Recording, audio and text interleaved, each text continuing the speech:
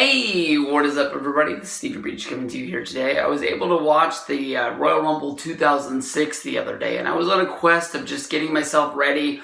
Now the Clash of the Champions is over, to getting ready for the Royal Rumble 2018. And basically, I was just watching the actual Royal Rumble matches. This one, of course, was won by Rey Mysterio. And as we were watching the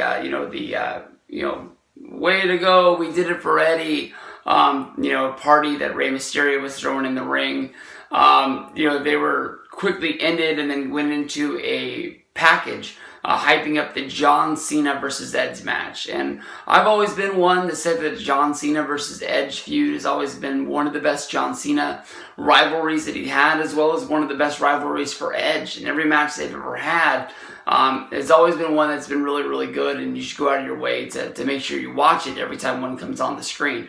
This match isn't going to be as good as the Unforgiven 2006 match, which was sort of the blow-off of their feud. They would always be rivals throughout their time in WWE. Whenever they would have to tag up together, they'd always look at each other kind of funny when they were baby faces, not really trusting each other, or if they just happened to wind up in a feud where they were in a fatal four-way or in a tag match against each other, you would always feel that energy that they brought out of each other.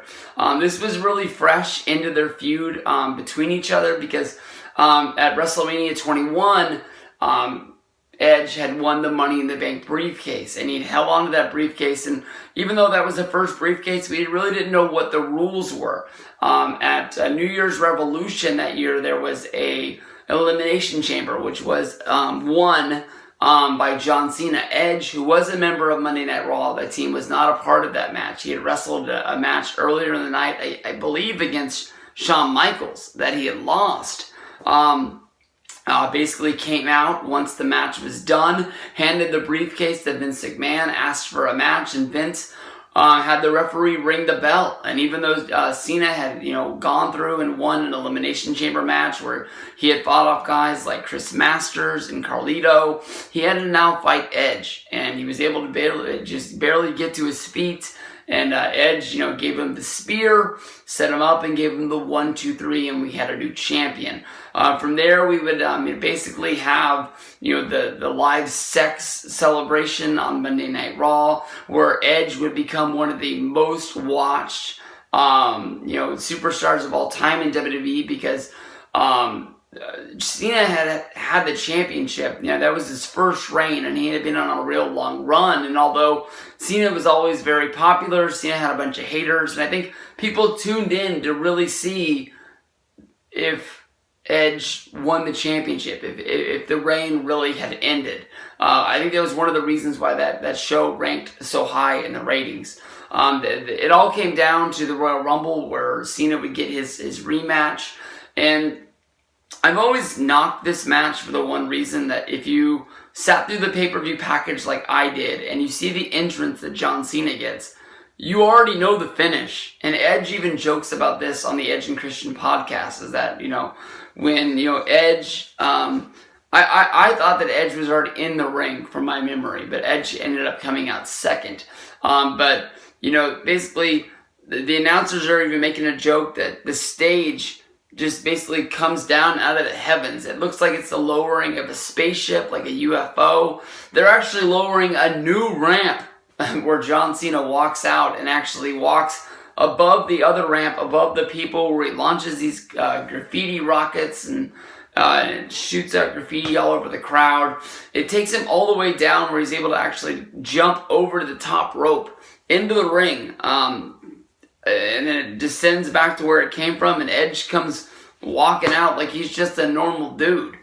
From watching that, Cena's winning the match. That's just about as easy as it gets to.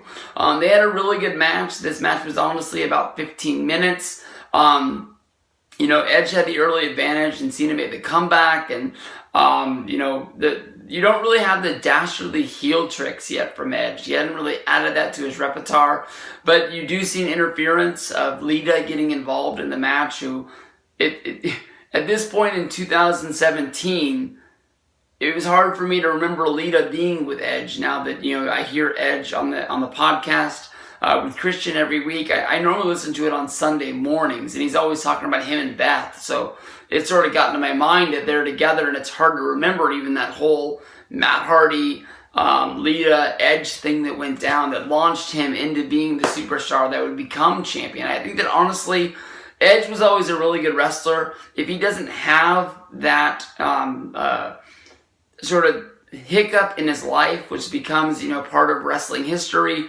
because of the internet, I don't think that he becomes a rated R superstar. I don't think he becomes the main eventer. I don't think he becomes Mr. Money in the Bank. I don't think that he would go on and have that Hall of Fame career. Knock me if you think so, but that's just what I think. But Lita ends up getting involved in the match, and when she does, basically trips up Edge, where Cena's able to hit the FU and get the win. And that's just the way it went down. Edge tapped out. It was a clean submission right there in the middle of the ring. Once the match is over, you see them sort of greet Edge as he comes through the curtain, and honestly, this is a pretty cool view because they're right there at gorilla position pretty much, and they're asking Edge what he thinks, and he blows them off and just takes off. And then basically Lita is trying to make excuses for him, basically saying that he shouldn't even be here, trying to interview him at that time. He had just lost the championship and lost a big match, and his head wasn't in the right space.